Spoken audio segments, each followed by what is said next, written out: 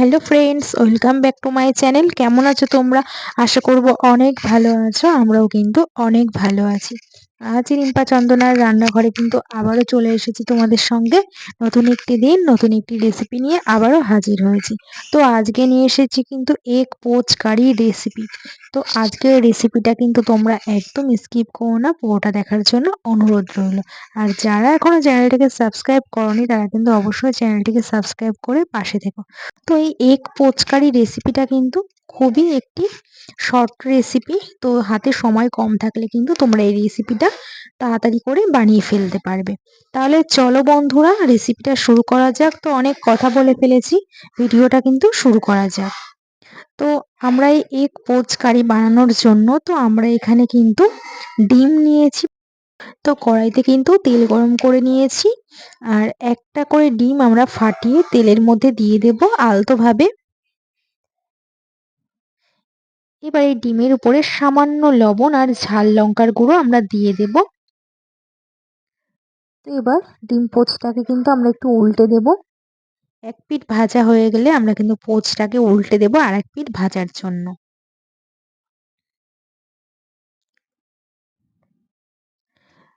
তো এইভাবে কিন্তু আমরা সবকটি ডিমকেই কিন্তু ভেজে নেব। তো বাদ বাকি ডিমগুলিকেও কিন্তু আমরা সেম ভাবে কিন্তু ভেজে তুলে নেব।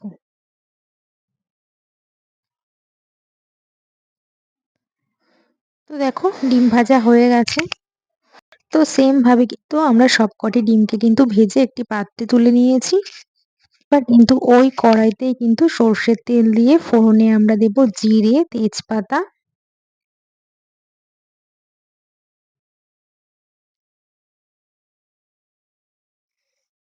তো জিরে তেজপাতা দিয়ে দিয়েছি। এবার কিন্তু আমরা পেঁয়াজ কুচিগুলিকে দিয়ে দেব।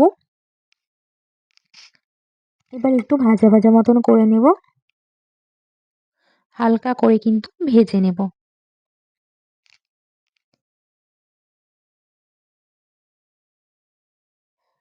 এবার তার উপরে কিন্তু আমরা আলু আর টমেটো কিন্তু দিয়ে দেব।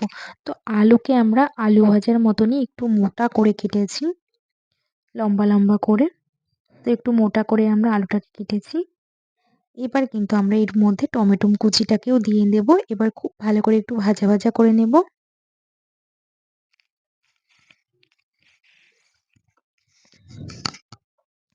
তো খুব ভালো করে কিন্তু আমরা একটু ভেজে নেব।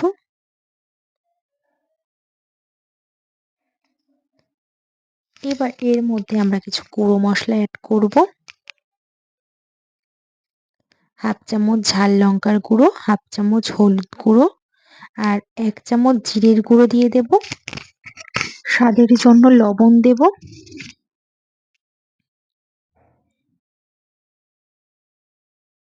এবার কিন্তু খুব ভালো করে কিন্তু কষিয়ে নেব।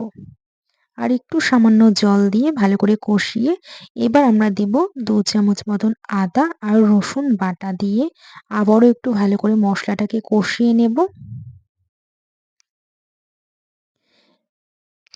কষানোটা কিন্তু খুব ভালো করে করতে হবে।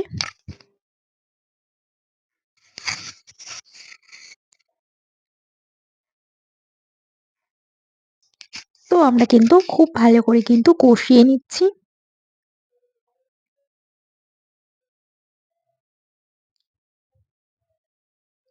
তো দেখো আমাদের কিন্তু কষানোটা কিন্তু হয়ে গেছে। এবার আমরা পরিমাণ মতন কিন্তু জল দেব।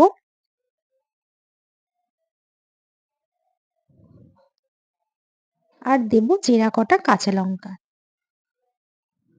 আর ঝোলটাকে কিন্তু একটু ফুটিয়ে নেব।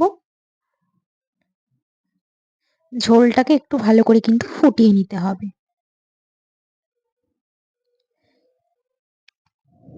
তো এবার আমরা ঝোলের উপরে ডিমের পোচগুলিকে কিন্তু এক এক করে কিন্তু দিয়ে দেব।